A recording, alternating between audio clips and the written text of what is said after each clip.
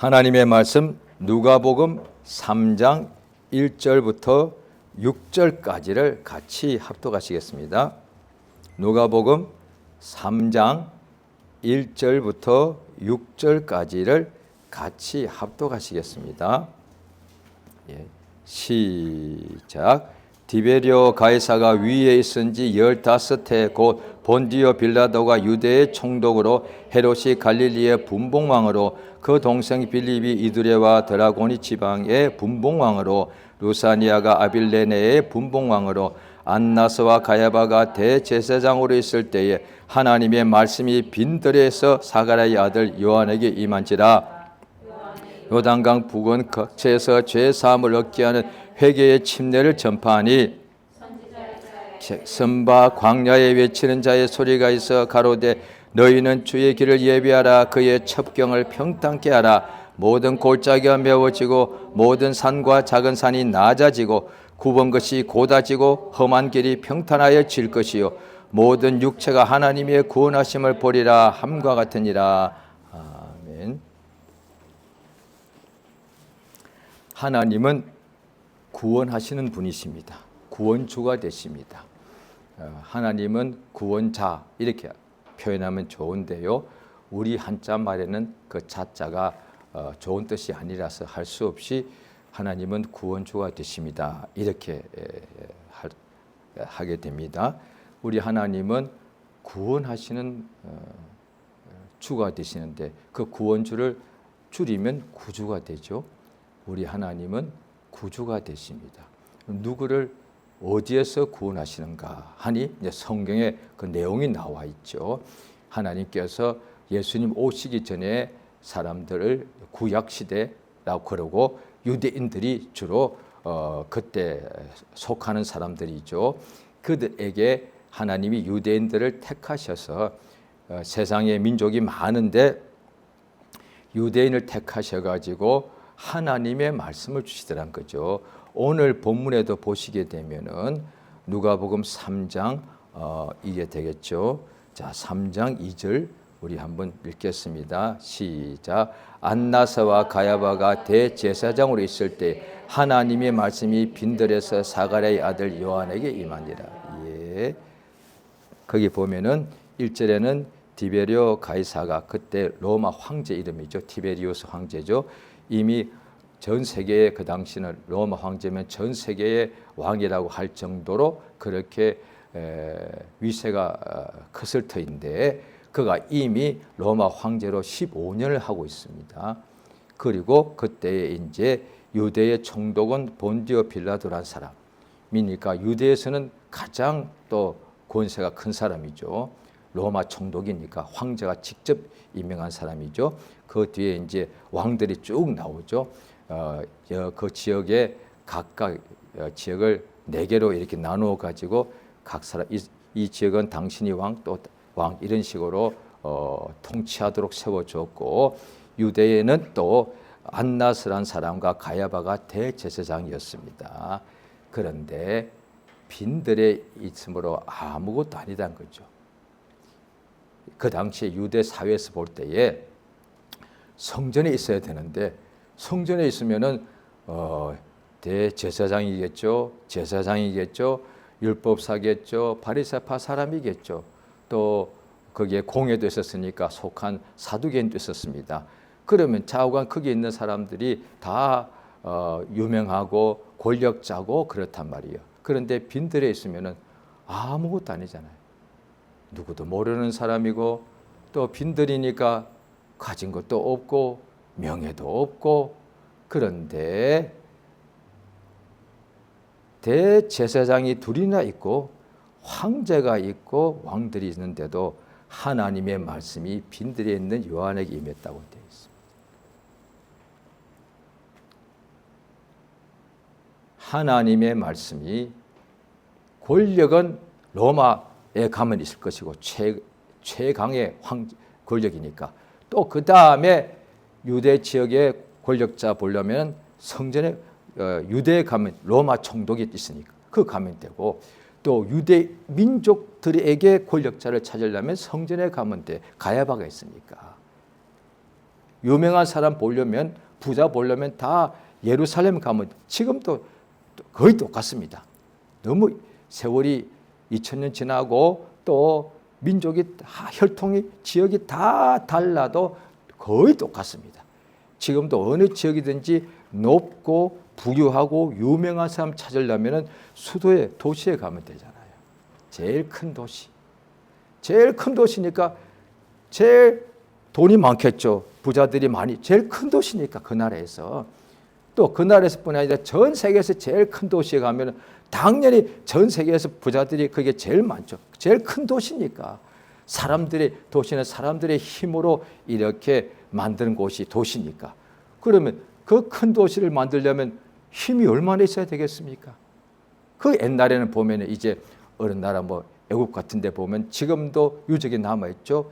피라미드, 왕의 죽은 사실 왕보다도 더 큰 게 황제거든요.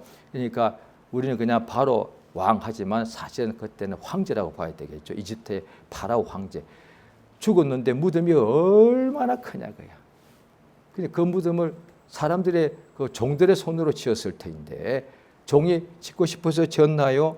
황제가 명령하니까 짓죠. 그 당시에도 한 4000년 전인데 세상에서 제일 큰 무덤을 지은 것이 애굽에 있는데 그 왕의 힘이 얼마나 크냐 그걸 말해주거든요. 지금도 도시에 제일 힘센 사람들이 모여 있으니까 그 도시를 크게 건물도 뭐 100층, 200층을 그게 힘이니까. 그런데 지금도 시골 한국은 들판은 별로 없고 주로 시골 뭐 산이나 이런 데가 많죠. 우리나라는 산이 많으니까 첩첩산골이라는 말이 많죠. 그 첩첩산골 가보세요. 누가 있나? 몰라. 누군지도 몰라. 지금도 우리나라에 어떤 산골에는 있을지 모르겠는데 미국이 세계에서 제일 부자 나라 중 하나인데 지금도 미국에도 땅이 넓어서 그런지 기독교 영향을 받은 사람들이 있어가지고 거기도 그 넓은 땅에 지금도 전기 안 쓰고 인터넷 안 쓰고 전화 안 쓰고 그런 데 있잖아요. 발전기가 필요 없고 그냥 장작 불 때우고 촛불 켜고 사는 사람이 있다잖아요. 인터넷도 없고 전화도 없으니까 세상 어떻게 가는지 전혀 몰라. 그런데도 지금 사람들이 볼 때는 그렇게 어리석게 살잖아요. 뭐 한 200년 전까지 살고 있으니까 왜 그렇게 살아? 그런데 반대로 그들이 볼 때는 그것에 대해서 만족하는 사람이라면 그럴 거 아니에요. 세상 사람들은 왜 저렇게 살아? 보고 뭔데 그걸 하루 종일 거기다 들여다보고 저렇게 살아? 그 다음에 불을 켜놓으니까 밤낮 없이 사람들이 돌아다니면서 밤에 뭐해? 빛 없으면 집에서 들어 안전하게 잠자겠지. 그런데 밤에 불을 켜놓으니까 밤에 뭐합니까? 일하는 사람 소수 빼놓고는 전부 다 향락, 죄 짓잖아요. 그래서 도시에 죄 짓는 사람들이 몰리는 거거든. 소돔과 고모라도 똑같았을 거단 말이에요. 빈들에 있는 그 다음 오늘 본문 그 다음 뒤에 나옵니다. 그 당시에 사람들은 다 빵하고 우리말로는 떡이라고 되어 있지만 빵하고 포도주를 주로 먹었죠. 그랬는데 이 침례 요한은 빵을 먹지 않았고 메뚜기를 먹었다고 되어 있습니다.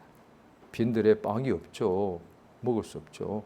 그게 메뚜기 그 다음에 포도주를 먹지 못하고 대신 석청을 먹었다고 그러죠. 성경에 나와 있죠. 그러면 빈들에 있는 게 맞는 거야. 빈들에 어떻게 사람이 살아? 빈들이면 그 광야라서 그 먹을 것이 사람 못 먹으면 죽는데 거기에 무슨 그러면 침례 요한이 설마 빈들이었겠어? 거기에 사람들이 뭉쳐서 살았겠지. 뭐 농사 지었든지 또 아니면 굉장히 부유한 집안이었겠지. 그래서 막 먹을 것을 가져가서 쌓아놓고 먹었겠지. 왜? 빈들은 먹을 수 없는 장소니까. 빈들에서 살려면은 메뚜기 먹으면 돼. 맞네. 이 사실이었던 거지. 그 빈들에서 고행을 하였는가? 아니요. 하나님의 말씀이 임하더란 거지. 오늘날 우리 신자들에게는 이게 너무도 중요하고, 사실은 신구약 통틀면 이게 사실 거의 전부라고 해야 됩니다. 나사로가 죽었단 말이에요. 죽은 지 나흘 됐지요. 성경에 나오는 나사로가 죽어서 나흘이 되었습니다. 죽기 직전에 누이들이 예수님께 사람들을 보내어서 죽게 되었으니까 빨리 오셔서 좀 곧 살려달라고 이렇게 연락을 했었는데, 예수님이 나흘 후에 오시니까 이미 죽었더란 거예요. 죽어서 장사를 끝내고 돌로 된 무덤에 다 이렇게 있더라, 안치가 되어 있더란 거죠. 그런데 예수께서 무덤에 가셔서 무덤이 이렇게 돌로 되어서 파고 들어가서 그 안에 무덤이 여러 개가 있습니다. 가죽 묘입니다. 입구를 갖다 들어가기 위해서 입구는 또 돌로서 이렇게 막아 놨습니다. 그러니까 예수께서 그 돌을 옮겨 놓아라. 무덤으로 내려가는 그걸 막고 있는 돌물을 옮겨 놓으라. 그게 무겁거든요. 옮겨 놓고 난 후 예수께서 말씀하시기를, 죽은 지 나흘 때 시체가 썩어서 냄새가 나고 있는데 나사로야 나오라. 죽은 나사로에게 예수의 말씀이 임한 거야. 살아서 나오더란 거지. 그러니까 성경의 요한복음에도 보면은 그의 음성을 듣는 사람은 살아나리라, 이렇게 되어 있습니다. 그러니까 창세기부터 요한계시록까지 우리 인간에게는 가장 큰 것이 뭐냐니, 창조주 하나님, 만유의 주가 되시는 하나님, 생명의 하나님께서 우리 인간에게 그의 말씀을 주시는 거라고요. 그래서 예수께서 공생에 시작하실 때에 성령에 이끌려서 광야에 가서 마귀에게 시험을 받으실 때에 40일 동안 금식하신지라 심히 줄였을 때에 마귀가 와서 첫 번째 시험하기를, 만일 당신이 하나님의 아들이라면 이 돌, 그 광야니까 돌밖에 없죠. 이 돌 가지고 빵을 만들어서 먹어라. 우리말 성경에는 떡으로 되어 있지만 사실은 그들은 빵을 먹었겠죠. 이 돌 가지고 빵을 만들어 먹어라. 지금 배가 너무 고프니까 40일 금식했으니까. 그때에 예수께서 그것을 예수가 지금 배고픈 것을 부인한 게 아니단 말이죠. 또 이 배고플 때 빵을 먹어야 되는 것을 부인한 게 아닙니다. 사람이 빵으로만 살 것이 아니고 반드시 밥 먹어야 살죠. 뿐 아니라 하나님의 입에서 나오는 모든 말씀으로 살 것이라 라고 신명기 8장에 되어 있지 않느냐. 그 말씀을 그대로 예수님께서 말씀해 주심으로 그 유혹을, 마귀의 시험을 이기더란 거죠. 오늘날 이미 예수님 하나님의 아들이시잖아요. 오늘날 우리가 예수 믿으며 살아가는데 믿지 않는 사람들은 일생에 무엇을 먹을까가 전부잖아요. 왜? 몸이 전부니까. 예수께서 무엇을 구하기를 알려주실 때에 목숨을 위하여, 몸을 위하여 무엇을 먹을까 마실까라고 구하는 것은 믿지 않는 이방인들이 구하는 것 아니겠느냐, 이렇게 알려주신단 말이죠. 모든 불신자는 일생 동안에, 또 다른 데 히브리서에 보면은 목숨이 전부기 때문에 죽기를 무서워하여서 일생에 매여 종로로 타는 사람이다. 그게 그럼 뭐냐니, 목숨이 전부기 때문에 죽으면 끝이니까 죽기를 두려워해서, 그러면 이제 살기 위해서 필요한 것이 뭐냐니, 먹을 것이 필요하단 말이에요. 그래서 모든 사람들이 일생 동안에 무엇을 먹고 살지 이렇게 생각하는 것 자체가 다 종살이하고 있다는 거지. 맞죠? 실제로 지금도 부유한 사람이 있을 거고, 우리나라도 한 100년 전에는 주인이 있고 종이 있지 않았겠습니까? 주인 집안은 당연히 거의 다가 부자죠. 땅이 넓고, 그 다음에 종들이 몇십 명씩 이렇게 종들이 그 밑에서 주인 집에서 일을 하지 않습니까? 그런데 주인이 무엇을 먹을까 걱정합니까? 우리 집에 논이 이렇게 많은데 가을에 추수가 되면은 그 곡식이 수백 섬이 들어와서 창고가 꽉꽉 차는데 뭘 걱정을 해? 종이 걱정하는 것이지. 그러니까 예수 믿는 사람이 무엇을 먹을까, 무엇을 마실까라고 걱정할 수밖에 없습니다. 육체가 있기 때문에. 그런데 그게 다 주변 사람도 그렇게 하고 믿는 사람이지만 산다고 했을 때에, 그러면 자기 주변에도 교회 다니고 믿는 사람들인데도 항상 무엇을 먹고 살지라고 걱정하는 사람이 많다고 했을 때에 자신도 생각하기를 이것이 정상이라고 생각한단 말이에요. 아하, 예수 믿는 것이 믿지 않는 사람하고 다른 것은 나중에 심판받지 않고 지옥 가지 않고 천국 들어간다는 것이고, 그건 완전히 다른 것인데, 그런데 생활은 똑같아. 왜? 안 믿는 사람도 물 마셔야 되고 믿는 사람도 물 마셔야 되고, 안 믿는 사람도 밥을 먹어야 살고 믿는 사람도 밥을 먹어야 사니까.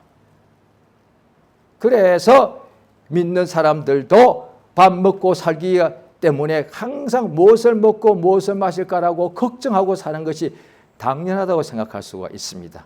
그런데 성경 딱 보니까 예수님 말씀에, 신약 성경이니까 예수 믿는 것은 신약의 예수님의 복음이니까 마태복음 맨 앞에서부터 보면은 무엇을 먹을까 마실까 염려하지 말라. 그렇게 생각하고 그렇게 말하는 것은 염려하는 것이니까 하지 말라. 너희 하나님 아버지께서 너희에게 이 모든 것이 있어야 될 것을 아신다. 우리가 다 부모님, 사람 모두가 다 부모님에게서 태어나고 어릴 때 부모님 품에서 설아에서 다 자랐는데요. 어린 아기가 무엇을 먹을까 걱정하지 않지 않습니까? 왜? 엄마가 다 알아서 물 마시게 해주고 밥을 다 맛있게, 그것도 가장 좋은 것을 가지고 와서 참 애가 먹기에 참 좋게, 그 다음에 또 골고루 영양가 다 골고루 항상 먹게 해줍니다. 항상 그 엄마가 할 일이거든. 애는 걱정 안 해. 엄마가 주는 걸 먹기만 하면 되는 거라서. 이렇게 사람이 무엇을 먹을까 육체로 전부 사는 것이 아니고 그것도 필요한데, 이제 믿는 사람은 하나님의 입에서 나오는 모든 말씀으로 산다라고 말씀하시는 거지. 그래서 무엇을 먹을까라고 구하지 말고 하나님의 나라와 그의 의를 구하라라고 말씀하시는 거죠. 침례 요한이 빈들에 있을 때, 침례 요한이 이제 이 침례 요한이 빈들에서 외치는 자의 소리가 되고, 그 다음에 침례를 주면서부터 온 이스라엘의 유명한 인물이 됐겠지만, 그 직전까지는 아마 아는 사람도 없었지만 아는 사람들은 아마 얼마나 불쌍히 여겼겠습니까? 저 사람은 예수님하고 6개월 딱 먼저 세상에 태어났으니까 예수님하고 거의 같은 시기에 활동하되, 예수님 활동 시작하고 난 후에 침례 요한은 목배임을 받았으니까, 그러면 침례 요한이 10대 좀 봐줍시다. 10대는 아직 어리다고 보고 20대는 적어도 빈들에 살았다는 거 아니에요. 빈들에 사는 게 사람은 못 살아. 짐승밖에 없어. 먹는 것도 짐승과 같잖아요. 석청하고, 석청 먹는 게 곰이잖아요. 그렇게 살았어. 아는 사람은 얼마나 불쌍해. 저 사람 왜 저렇게 살아? 뭐요? 보니까 신체도 건장한 남자가, 젊은 남자인데 남자가 왜 저렇게 살아? 뭔가 큰데 가서, 도시에 가서 많이 배우고 공부도 하고, 그 다음에 좋은데 어떻게 취직해서 성공하고 그렇게 살아야지. 저 사람 부모는 얼마나 답답할까? 이러지 않았겠습니까? 그런데 하나님 말씀이 임하더라. 부귀 영화 어떤 것이 아니라 하나님 말씀이 임하더라. 그래서 그가 이제 침례를 베푸는데 오늘 본문에 나와 있습니다. 왜 침례를 주는가 하니, 자, 오늘 본문 누가복음 3장 3절입니다. 자, 같이 있습니다. 시작. 요한이 요단강 북은 각지에 와서 죄 사함을 얻게 하는 회개의 침례를 전파하니. 예. 그 요한에 대하여, 자, 4절 제가 읽겠습니다. 선지자 이사야의 책에 쓴 바 광야에 외치는 자의 소리가 있어 가로되 너희는 주의 길을 예비하라 그의 첩경을 평탄케 하라. 5절 같이 읽습니다. 시작. 모든 골짜기가 메워지고 모든 산과 작은 산이 낮아지고 굽은 것이 곧아지고 험한 길이 평탄하여질 것이고 6절 모든 육체가 하나님의 구원하심을 보리라. 암과 같으니라.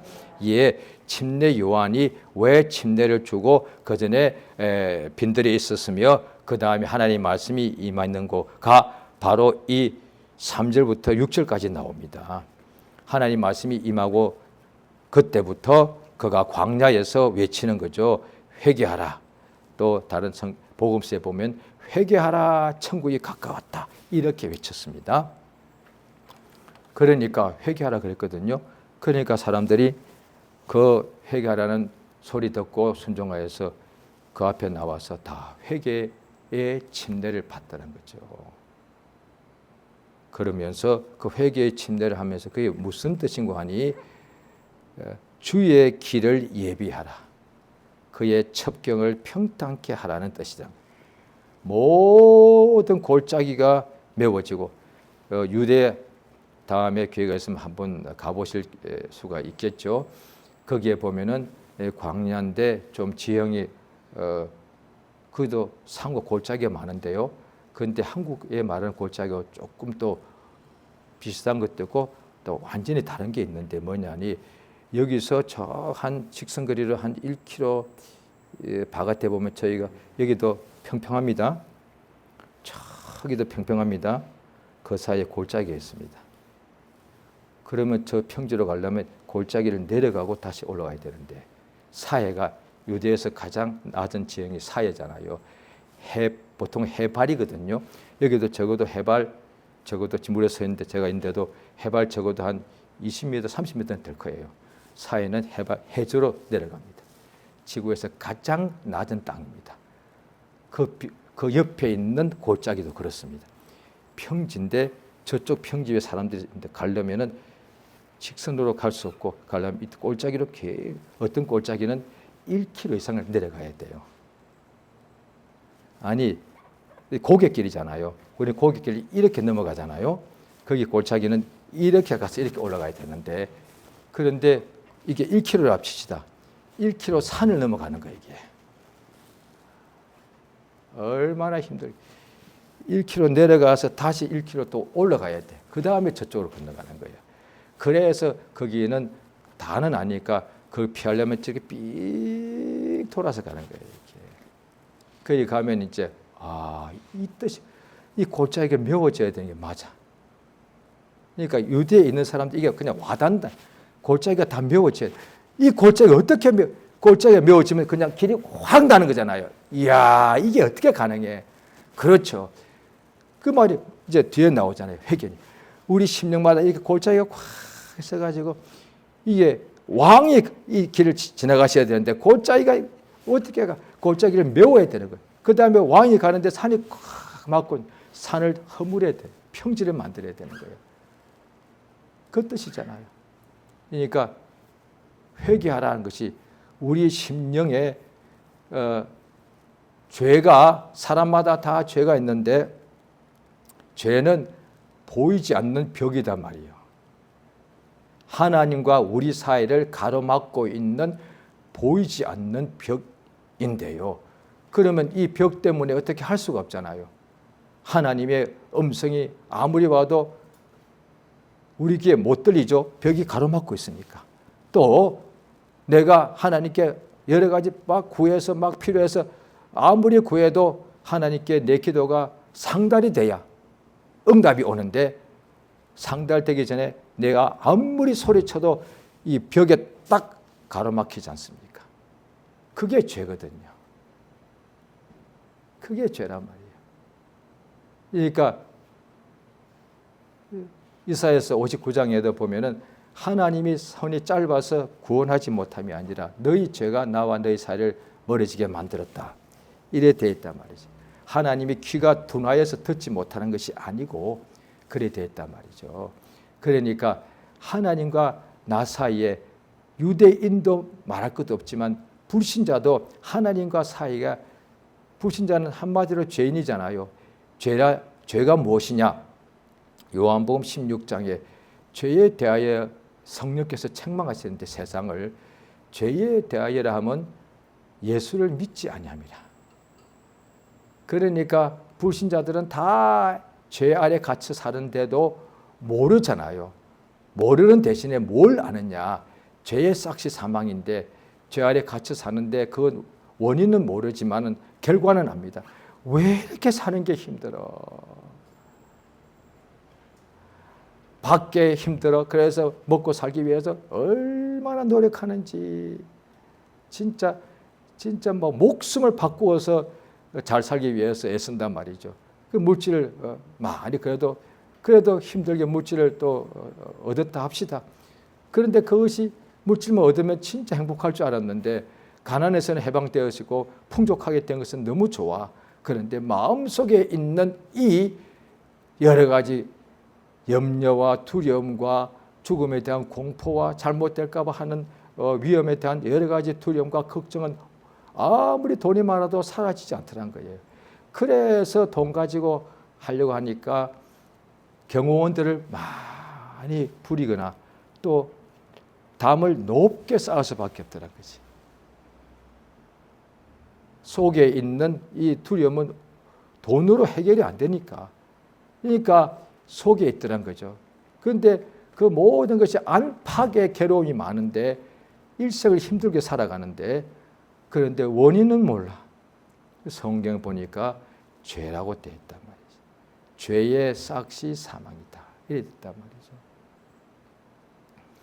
예수님이 유대인들에게 약속하신 대로 마침내 메시아가 오시는데 그런데 그 예수님이 하시는 일이 뭐냐니 예수의 직분이 메시아 그리스도이신데 그 뜻이 구원자니까 구주시니까 그러니까 마태복음 1장에 보면은 이름을 아들을 낳으리니 이름을 예수로 하라.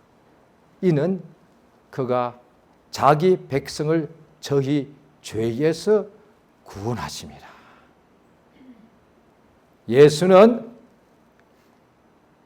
그리스도는 이 땅에 오셔서 모든 사람들의 죄로부터 죄와 사망에서 구원하는 일을 하십니다. 그렇죠? 어떻게 구원하는 일을 하시느냐 하니까 자 마태복음 보시겠습니다. 26장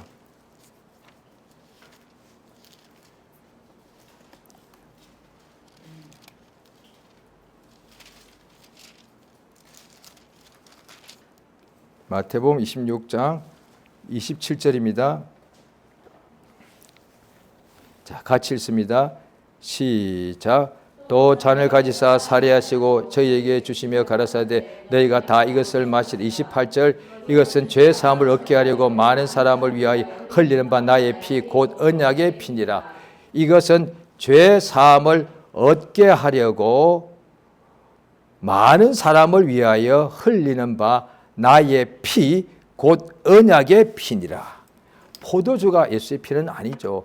그런데 그 포도주를 예수의 피가 이게 참 은혜인데 그것에 대하여 예수님이 비유로 말씀해 주시면서 그래서 예수님이 마지막 제자들하고 마지막 최후의 만찬 때 마지막 저녁 식사 때에 이것을 말씀해 주시면서 예수님 우리를 데리러 오실 때까지 이것을 기념하라. 어떻게 기념하는가? 해마다 피를 양의 피를 마시던가 아니 그냥 포도주 마시라는 거예요. 어떻게? 예배 때 교회에서 예수 이름으로 모여서 그 다음에 기도하고 난 후에 빵을 먹을 때 예수가 찢으신 피라고 그걸 기억하고 또 포도주를 집에 포도주 많은데 그거 말고 예배할 때 예배하고 기도할 때 그때 마시는 포도주는 예수가 우리 위하여 흘린 피를 기념하는 것이다 말이지. 그렇죠? 그거예요. 성찬 예배할 때 그 포도주가 예수의 흘리신 피를 기념하는 거예요. 그런데 포도주가 기념하는 게 아니에요. 이것이 기념하는 거라면 집에서 매일 포도주 마셔야지. 신자들 중에 술 못 끊는 사람 그렇게 오해할 수 있습니다. 집에서 포도주 계속 마시는 거예요. 예수의 피를 기념하지 않았고 계속 그럼 더 많이 마셔야지. 그럼 피를 더 많이 기념할 테니까. 이러면 안 됩니다. 예배 때 예수의 피를 기념한다고 기도하고 할 때는 그것을 그 포도주는 예수의 피를 기념하는 하나님 명령에 순종하는 것이죠. 그러니까 예수님께서 죄인들을 위하여 죄 사함을 얻게 하려고 흘린 피, 그 피 때문에 그 피가 죄에서부터 죄를 용서해 주시니까 죄와 사망에서 우리를 구원하시는 역사가 이루어지는 것이죠. 자, 그래서 예수의 흘리신 피가 죄 사함을 얻게 하는 피단 말이죠. 그렇죠? 자, 그러면 이제 자, 누가복음 또 24장을 보시겠습니다. 누가복음 24장입니다.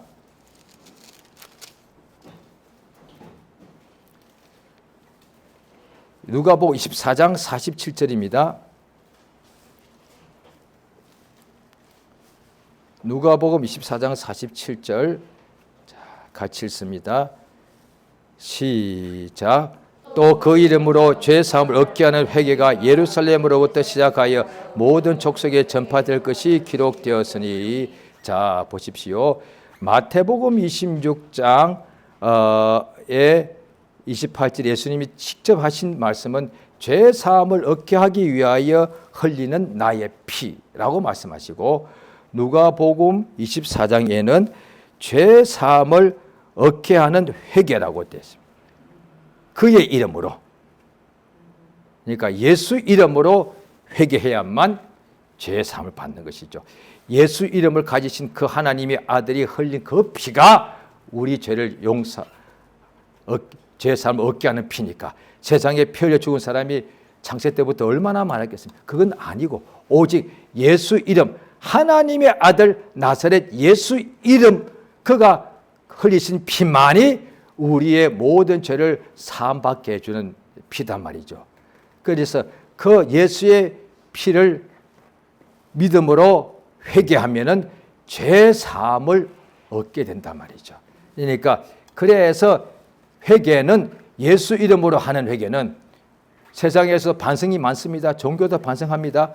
그런데 그 종교 무슨 교주 이름으로는 반성은 해도 그게 죄를 사함받지는 못한다는 거죠. 그게 된다면 많은 그 다음에 모든 산의 정상은 하나인데 길은 다 여러 갈래다. 그래서 모든 종교가 다 결국은 구원을 받을 수 있다라고 어떤 사람이 기독교 어떤 사람 그렇게 말을 했대요.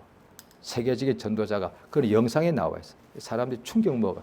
처음부터 그런 게 아니죠. 나중에 어떤 생각이 잘못 어떻게 유혹을 받았겠죠. 그래서 누구든지 선하게 살고 착하게 사람들은 다 구원받는다고 이렇게 말했다는 거지. 그러니까 종교인들은 자기의 그 스스로 자기 힘으로 자기 능력으로 구원받으려고 얼마나 고행을 많이 합니까? 그런데 죄인이 지금도 세상에 어떤 죄를 지어서 형무소에 가 있는 죄인들이 많죠. 그런데 그 죄인들이 어떤 사람은 형을 한 20년 형을 살아야 된다 칩시다. 그럼 20년 사는 그 사람이 자기의 죄를 없애버리려고 자기 몸을 자기가 계속 괴롭히고 밤에 잠도 안 자고 밥도 안 먹어. 그러면 죄가 없어집니까? 아니잖아요. 죄인들이 아무리 고행해봤자 죄 없어지지 않습니다. 오직 예수께서 어느 중풍병자가 왔는데 예수께서 소자야 너의 죄 사함을 받았느니라 하니까 옆에 있던 유대인들이 속으로 이분이 우리말 성경은 참남이 되는데 워낙 그 뜻이 참남이라는 뜻 자체가 한자 말이니까 우리가 요즘 안 쓰니까 잘 모르죠. 탁 와닿지 않습니다. 참남이란 말은 모독하다는 뜻입니다. 신성모독이란 뜻이에요. 특별히 하나님에 대한 모독이니까 신성모독입니다. 그렇게 하면 됩니다. 그러니까 예수님께서 이 사람 보고 죄 사함을 받았느니라 하고 난 후에 일어나 걸어가라 하셨단 말이죠. 그때만 그렇게 하셨거든요. 그걸 듣고 유대인들이 이 사람 참 하나님을 모독하는구나. 하나님 한 분 외에 누가 죄를 사하는가? 그게 유대인과 이방인 차이요. 이방인들은 이렇게 정성 많이 하면 100일 기도하면 된다고 생각하고 자기 몸을 불태우면 된다고 생각하는 거예요. 아니요. 심지어 옛날에 어디에서는 자기가 예배당 짓기 위하여 전 재산을 바치면 없어야 된다고 생각한 거예요. 아니요. 하나님만이 오직 죄를 사하시는 권세가 있습니다. 천사도 못하는 거 아닙니까? 천사도 못. 유일하신 참 하나님만이 할 수 있는 것이 죄 용서를 하는 거예요. 그 어떻게 그럼 하시는가? 그 전능자께서 죄 없는 자기의 아들을 육신을 가지고 세상에 보내어서 육신이 있어야 피가 있으니까 모든 사람들의 죄를 짊어지고 피 흘려 죽겠단 말이죠. 왜 그런 거 아니? 피 흘려야만 죄 사함을 받으니까. 피 흘림이 없으면 사함이 없단 말이야. 그 하나님이 알려주신 거죠. 그래서 죄인들은 이제 구약 때 유대인들, 오늘날에 이제 우리 신약 교인들이 예수 믿는 사람들이죠. 죄 사함을 주시는 하나님께 가서 회개하면 용서받는 거예요. 잘 들으셔야 됩니다. 산에 가서 회개해도 되는데 그때 예수 이름을 부르고 회개하면 용서받는데 산에 가서 아무리 산을 쩌렁쩌렁 울리도록 크게 소리치고 눈물 콧물 그냥 창자 끊어지게 통곡한다 할지라도 예수의 피를 믿지 않으면 그게 죄 용서를 받지 못하고요.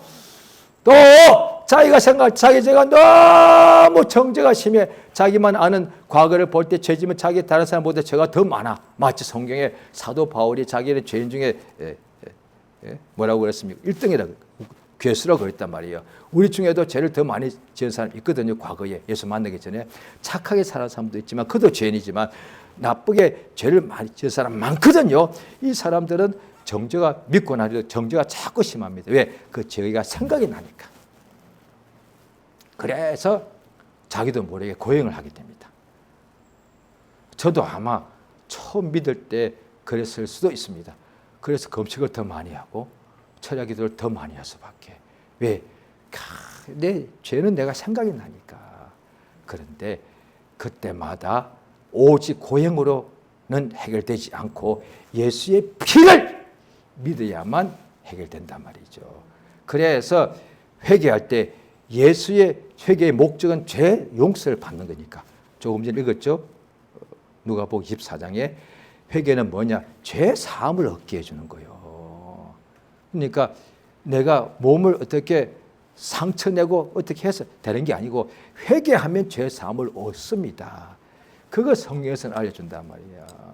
그래서 죄 사함을 얻는 것이 회개다라고. 자, 누가복음에 오늘 하고 있는데 누가가 그러니까 24장에 그렇게 했죠. 그 누가가 속편격으로 쓴 사도행전 5장에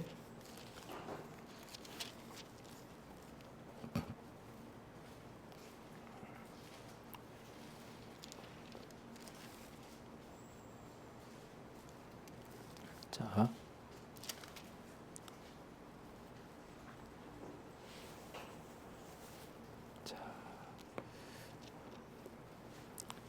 사도행전 5장 31절입니다. 30절 31절 같이 읽습니다. 시작. 너희가 나무에 달아 죽인 예수를 우리 조상의 하나님이 살리시고 이스라엘로 회개케 하사 죄 사함을 얻게 하시려고 그를 오른편으로 높이사 임금과 구주를 살리셨느니라. 그러니까 예수를 하나님이 나무에 달아 죽게 하고 그 이유가 뭐냐니 이스라엘로 죄 사함을 얻게 하려고. 죄 사함을 다 얻을 수 있죠. 예수가 모든 인류를 위해서 십자가에 달리셨으니까. 그런데 왜 불신자들은 그대로 있지? 회개하면 예수 이름으로 회개하면 죄 사함 얻습니다. 다른 방법이 있습니까? 없습니다. 그런데 믿는 사람 중에도 어떤 조금 또 미혹하는 속이는 생각이 들어올 수 있거든요. 어떤 사람이 그랬다잖아요. 그때 저도 들은 얘기, 한국 교회에서도 잠깐 그런 누가 멋있어 보여가지고 어떤 수련회 가서 그렇게 했다고 하더라고요. 한지 같은 데다 종이에다가 하얀 종이 큰 종이 나눠주고 모든 사람이 다 주고 자기 죄를 다 적어놨대.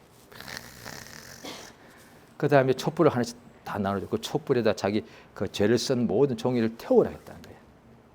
제가 그 말 딱 듣는 순간에 저는 그게 기억났습니다. 제사할 때. 저는 불신자로 살았기 때문에 저는 그게 제사할 때 마지막 끝날 때 그 제사 병풍에다 붙인 뭐 현자 쓴 그 지방이라고 그러죠. 그걸 마지막 촛불에다 확 태워버리거든요. 그 생각 딱 났어. 뭐요? 왜냐니 그 생각은 조금 왜 그랬대야? 목사님이 그렇게 했대요. 그 사람들이 믿음이 안 가지 예수의 피를 믿으면 용서받았다는 것을 안 믿으니까 자꾸 믿게 하고 싶어가지고 도와준다고 한 것이 그렇게 된 거예요. 그러면 목사님은 알고서 그렇게 했지만 그 앉아있는 학생들은 모르기 때문에 매 문제가 터질 때마다 죄를 쓰고 불태울 거 아니에요. 이게 문제가 되는 거예요. 조금 전에 말했지만 어떤 사람은 또 맨날 포도주 마실 거 아니에요. 그게 예수의 피라고 그러면은 예수의 피는 딱 한 번 흘리셨단 말이에요. 자, 히브리서 9장을 보십니다.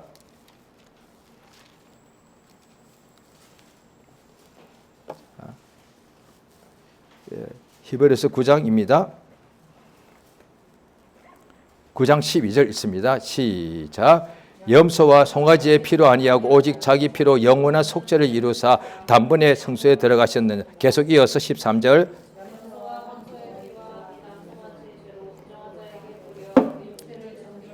그렇게 하거든 하물며 영원하신 성령으로 말미암아 흠없는 자기를 하나님께 드린 그리스도의 피가 어찌 너희 양심으로 죽은 행실 깨끗하게 살아계신 하나님을 섬기게 못하겠느뇨. 자, 이제 몇 줄 띄어 18절 있습니다. 시작. 피 없이 세운 것이 아니니. 자, 그 다음에 자 21절 시작. 또한 이와 같이 피로서 장막과 섬기는 일에 쓰는 모든 그릇에 뿌렸느니라. 율법을 쫓아 그의 모든 물건이 피로서 정결케 피 흘림이 없은즉 사함이 없느니라. 예. 그러면 구약에도 속죄가 있습니다. 없으면 성전에 질 필요 없고 성전에 제사할 필요가 없습니다. 분명히 제사 이름이 속죄제입니다. 그 양과 염소에 죽여서 피 흘리면 속죄가 되었습니다. 속죄됐습니다. 잘 들으세요. 구약에도 유대인들 명령대로 순종하고 율법 순종했으면 속죄 받았습니다.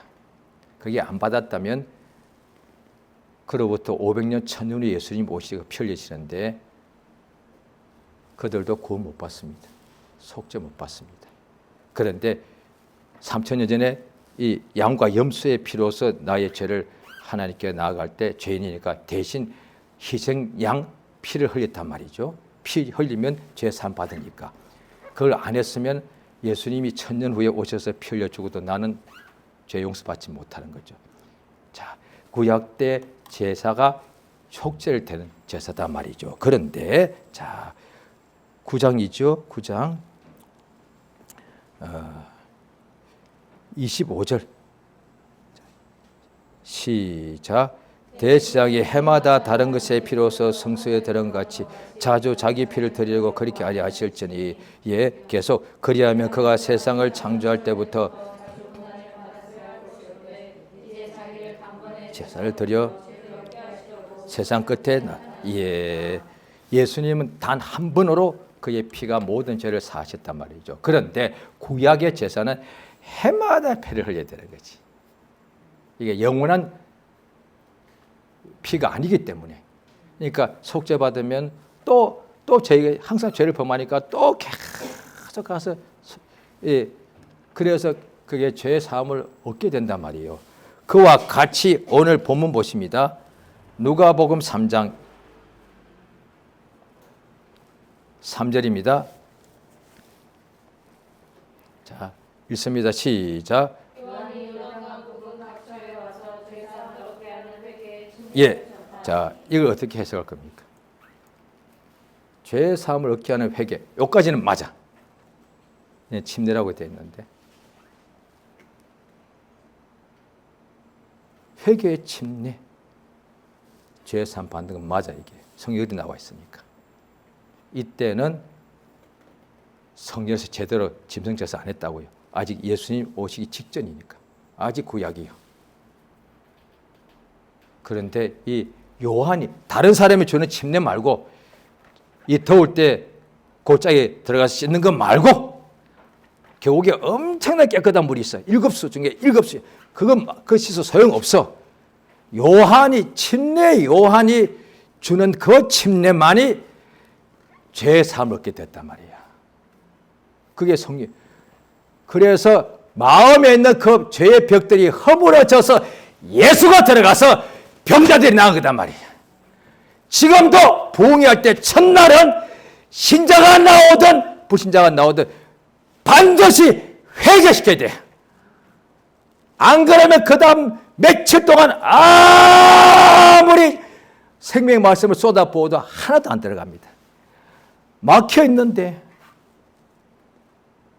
그러니까 주의 길이니까 예수가 영접하는 믿음이 뭐냐? 예수를 영접해 드리는 것. 요한계시록 3장 20절에도 누구든지 내 음성을 듣고 문을 열면 내가 그에게로 들어간다. 또 보혜사 성령이 오시거들랑 요한복음 14장에 나오죠.